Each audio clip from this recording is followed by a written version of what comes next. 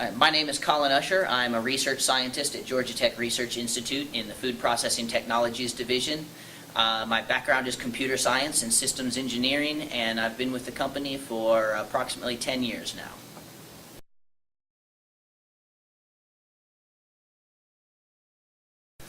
GTRI is the applied research arm of Georgia Tech. One of our primary goals is to bring academic research and find commercial avenues and develop systems to bring some of that academic technology to commercial market.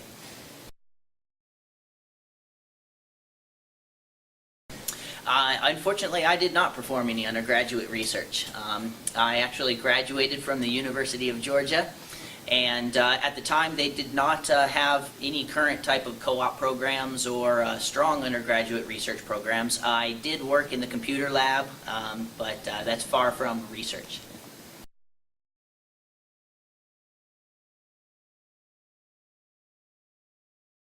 I think I probably got a little bit lucky when I was looking for a job, and in fact, from my knowledge at the time, I wasn't really aware of especially the types of things that Georgia Tech and Georgia Tech Research Institute does. And in my job search, I just kind of stumbled upon it. And to be honest, it stood head and shoulders above any of the other types of jobs that were available out there, and sounded very interesting. So it definitely caught my attention, and needless to say, I quickly joined the company.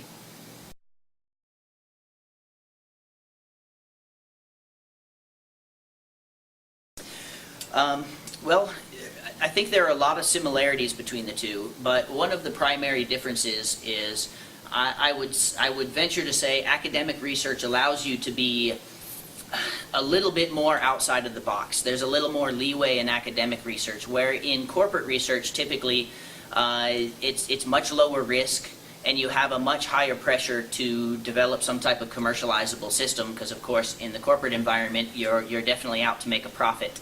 That's not to say that you're not in the academic environment, but I think that you have a lot more opportunity to do cutting-edge work and to develop that next new enabling technology.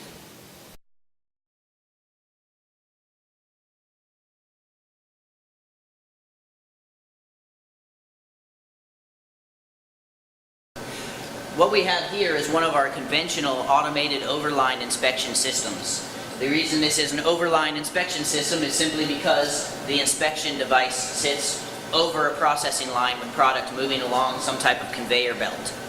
This particular system that you're looking at here is inspecting sausage patties. What this looks for is the cook level of sausage patties right after they come out of a cooking process. I have a couple paper examples here of some of the sausage patties. You can see an overcooked, an undercooked, and a good sausage patty right here. And what this vision system does is it looks at the colors of the sausage patties, and it determines whether they are cooked to the proper level and to the proper color. Upon inspection, the system will then reject or pass the particular product. Any rejected product will then have a laser device pointed at it on the line, somewhere further down the line, to communicate that that product is defective for a user. And you can see here the laser projection device as it points at particular products coming out on a belt, just as a demonstration that we have.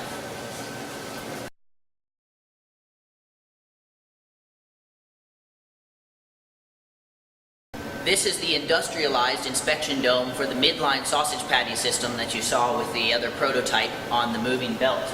This system was what we used out in the plant to do field testing of the midline inspection process. And one of the novel things about this system is we use plastic materials and a different design of this system to bring the cost down. The stainless steel domes that you saw earlier run approximately $12,000 to $14,000 to manufacture. This one costs $1,200. So it's a very important thing in the food processing industry to keep your devices inexpensive, which allows you to sell them a lot easier. We also designed this to be easy to wash down in the environment. It's opening a lot like a grill. And in here you can see the lighting, you can see the camera, and then you can see what we call this is a cloudy day illuminator, which allows us to get even light distribution through the entire field of view.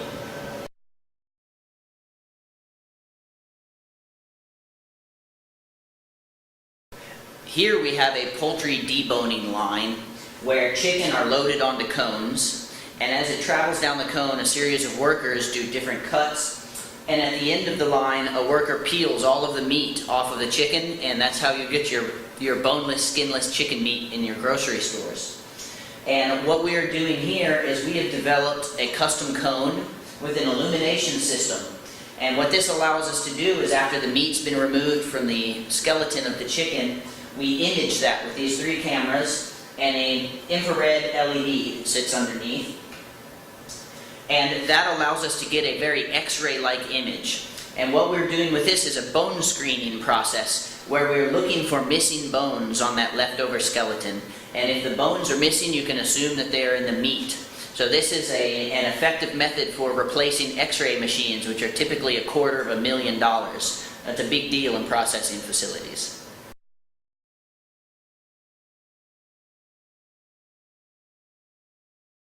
The big driving factor is keeping bones out of the meat, so it's a very big deal, especially for quick service restaurants. It's also a safety issue, just for keeping you from choking or lacerating your throat as you eat your food.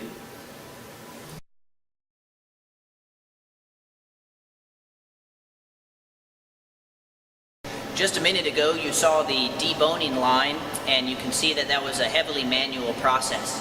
So it's a holy grail, if you will, of chicken processing to be able to automate this cutting process of deboning the chicken. So what you see here is a robotic attempt for doing some of those cuts on the chicken. A vision imaging system back here takes a 3-dimensional image of a chicken, and then the chicken is conveyed through this robotic system that has a knife attached to it that will automatically identify feature points on the chicken and then perform the cuts. There's force feedback sensors, and there's very high-speed processors on this to allow the system to perform cuts and actually find bones and cut around bones instead of cutting through bones, which is a very important task so that you don't get bone chips in the meat.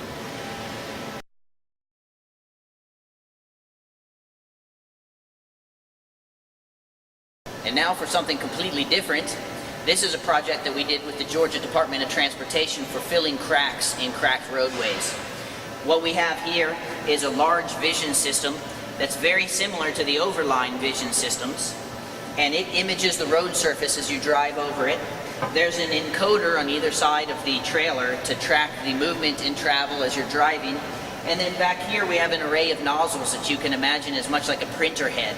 And as the system identifies cracks, and as you drive, those cracks move under the nozzles will shoot hot melt adhesive or a tar to fill the cracks, very much like a printer with paper running through it.